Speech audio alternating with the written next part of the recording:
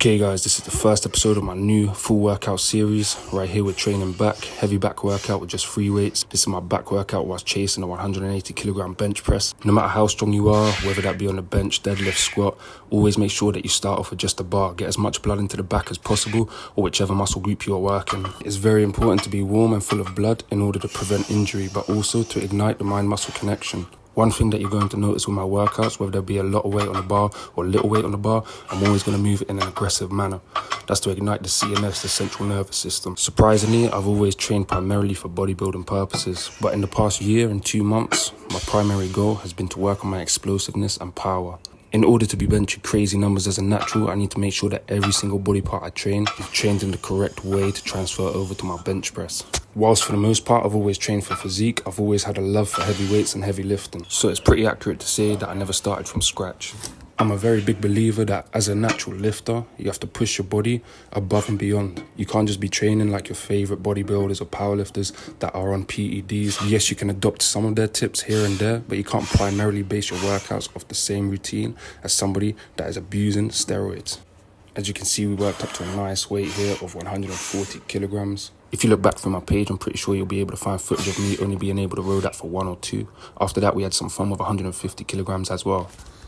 Notice throughout my training, I will always use minimal aid. There's no lifting straps, and on bench days, no wrist straps or elbow sleeves. When it comes to the times where you're going to have to use your strength outside of the gym, you're not always going to be able to rely on equipment. We got done and finished with the barbell rows. We moved to underhand barbell rows. This is an absolute killer for the lower lats. This is going to give you that Dorito back like no tomorrow.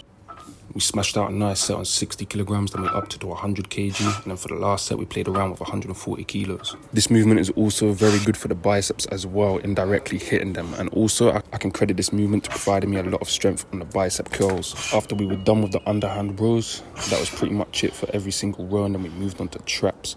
This is the last heavy movement of the workout, but still notice no matter what the movement is, no matter what the exercise is, I'm always going to start off with a lighter set first. Yes, we may be warm from the entire workout, but each movement, each exercise is going to hit your muscles in a different way. We done 4 sets on the barbell shoulder shrug, starting off with 60, then 100, then we upped it to 140 kilograms, and then even whacked another 20 on each side and gave 180 kilograms a shot.